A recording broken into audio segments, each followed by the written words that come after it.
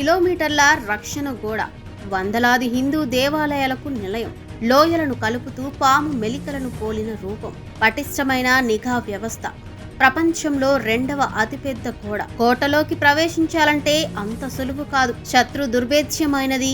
వెడల్పాటి గోడలు ఉన్న ఈ గోడ చైనా గోడను తలపిస్తుంది. అది గ్రేట్ వాల్ ఆఫ్ ఇండియా. అదే రాజస్థాన్లోని కుంభల్ఘర్ కోట.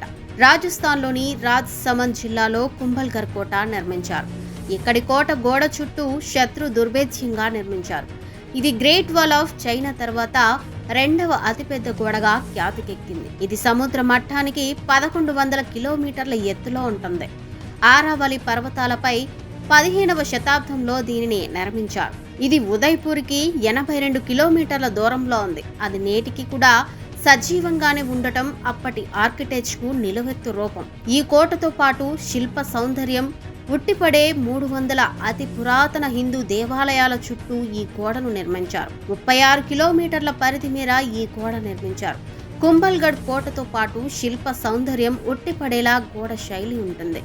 అది అప్పటి శిల్పకళా వైభవానికి నిదర్శనాలుగా నిలిచాయి.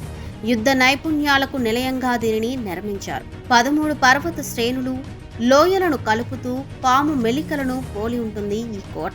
మొత్తం 7 మహాద్వారాలు, 7 వసారాలు, బురుజులు, కోట గడిల నిఘా వ్యవస్థ కలిగి ఉంది. పటిష్టమైన రాతి ఇటుకలతో ఊహించని రీతిలో వైవిధ్యమైన ఆకృతుల్లో రూపొందించారు. ఈ కోటను గోడ కింద నుంచి చూస్తే పర్వత శ్రేణిలా కనిపిస్తుంది.